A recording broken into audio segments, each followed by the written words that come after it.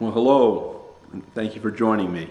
My name is John Occhi. I'm a realtor with Keller Williams and the Excellence in Real Estate team. I'd like to thank you for joining me on, this is one of a series, part of a series. It's going to be a long series. There may be 10 or 12 videos by the time I'm done, which may take some time, but it's on senior housing and what's important in senior housing to you, the senior who's either soon to retire or has retired.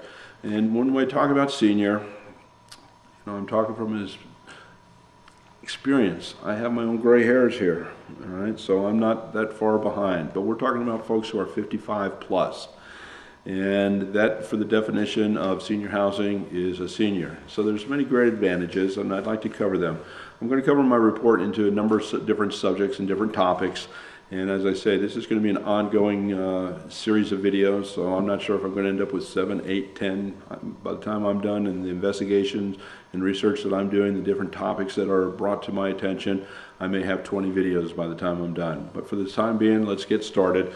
And we're going to do a little bit of exploring on some of the questions that seniors often face. And I should stress that I don't have the answers to these questions. These are questions for you, the senior, or the soon-to-be senior, the soon-to-be retired, the retired, the person who still has 5 or 10 years left to work but wants a nice quiet neighborhood. The kids are gone and you're tired of them playing stickball in the front street and balls crashing through your yard, or the neighbor's kids yelling and splashing in the swimming pool over your back fence when you just want to sit back and retire. Maybe have a nice cocktail and sit out by the barbecue and you hear all the kids running around.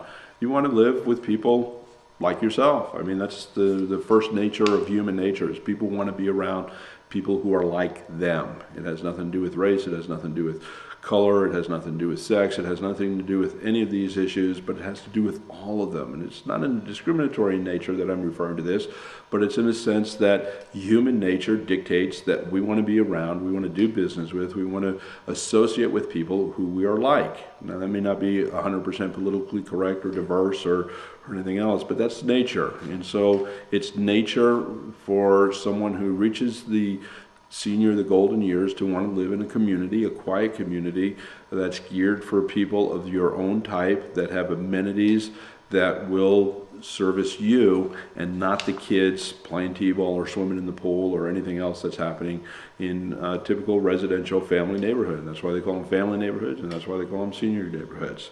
So when we're considering housing, let's consider your shopping list priorities. And that's what this first report is called, shopping list priorities. Now, remember when you thought shopping for a home meant looking until you found the home and community that filled your wish list?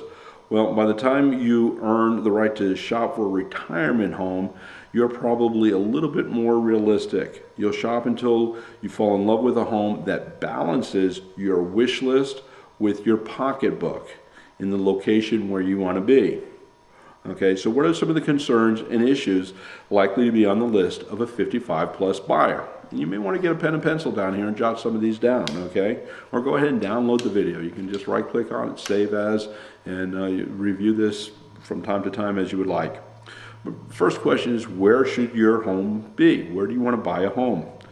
Do you want to live in the city that you already live in, okay, close to friends and such? Or do you want to live in a suburban or rural area? Do you want to live in the desert? Can you afford to live on the coast? Do you want to be close to your children? And exactly how close is close? Okay. Lifestyle. Let's talk about lifestyle. Do you want to stay near your present neighborhood? Do you want to be free of home maintenance chores? Are you seeking to make new friends? Do you want more opportunities to enjoy hobbies or volunteer within the community? And is a one-story house necessary? And if not, then what rooms can be on the second floor? And what rooms do you need to live the life you seek? Because remember, people are downsizing, moving into retirement communities. What rooms do you really need? You need a sewing room, you need an office, you need a nice big kitchen, or you need a little tiny kitchen? These are all important questions. Considerations. What you want? More safety and security.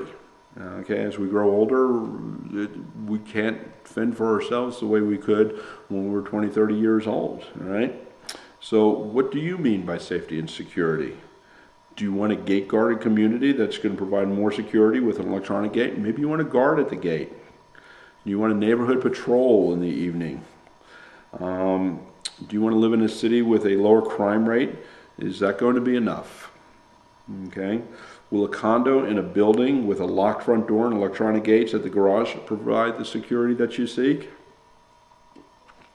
All important issues. Okay, let's talk about maintenance now and maintenance-free living. What does maintenance-free living mean? What maintenance chores do you hope to give up? Is it mowing the lawn? Okay, is gardening a hobby? Okay, do you want to leave the mowing to others? Do you want to enjoy a pool that someone else maintains? Is it important to only heat and clean the rooms that fulfill your lifestyle? Good questions, aren't they? Now, this is a financial question. How should you use your home equity? Do you need to put your present equity to work? And if you do, how much will you sell your home for, your current home? And should your new home cost less? And if it does, there's certain property tax advantages. I've done another video on Proposition 60. You'll want to take a look at that. Okay. Do you need to invest some of your equity? Do you want to put some of it in the house and some of it in the market and maybe buy gold or other valuable commodities? So what are you going to be doing with that and how much? And once you determine the price range that you're looking for, then you got to determine where you can find a home in the price range. And I should point out that Hemet, California, Riverside County, has some of the most affordable housing in all of Southern California. And we have some great senior communities here as well as family communities.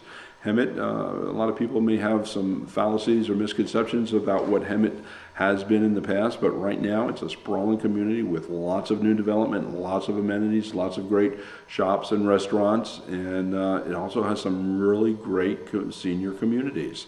Some of them are older, some of them there are still new communities going in with some beautiful, beautiful homes, golf courses and such. So the items that we've discussed, they're only possible items that should be on your list. The order in which they are mentioned may not resemble your ranking or your priorities, and as you shop, you'll reorganize based on the issues that are important to you. You crystallize what retirement is or what it will be for you. So when you find a home whose price and location are right, will you take 2 bedrooms instead of 3? Will you give up a separate dining room for a great room? Can you be happy with a smaller garage if the community clubhouse has craft rooms? Will you fall in love with a 2-story house? When a house is right, will it also be right for your spouse? When lists developed by a couple become subject to compromise, are your wishes in the same order on your spouse's list as yours? Is an inside laundry room equally important to you? Or how about a golf course community? Do you both love the heat of the desert? The more you understand about what is important to you and your spouse, the easier it will be to make the right decision. I don't mean to be a family counselor here, and certainly you've got a lot more experience at it than I do. But it is important to consider these alternatives, and perhaps both of you should watch this video and write down your own notes as far as what's important. Start to really think about how you're going to live the rest of your life, because chances are, not necessarily, but chances are, once you downsize from your existing home and you move into this new retirement home, you should be focusing on this as the place where you want to spend the rest of your life. Okay? So make the decisions now. Don't think, I don't mind if it's a 2-story or even 3-story house. I'm a fit 55, 57-year-old and I can handle the stairs. Well, what about just 10 years down the road? You're certainly not going to want to move. You're going to be nestled in, and going climbing the stairs may be more of a burden. So consider these issues, please, please, please. They are very important, and you don't want to be putting yourself in a position where you don't like your home and you've got to find something that's more suitable, or you do like it, but it just doesn't work anymore because you can't climb the stairs, or there's too many rooms for you to heat, and you don't need a 4-car garage. These are just considerations, as I said. I want you to ask the questions. Now, I've got a whole series of different topics that I'm going to be recording, and I would like for you to watch the ones that are important to you, and you know, the ones that aren't, that's okay too. But in the meantime, I want you and yours to have a great day, and make every day a great day, and God bless you. Thanks.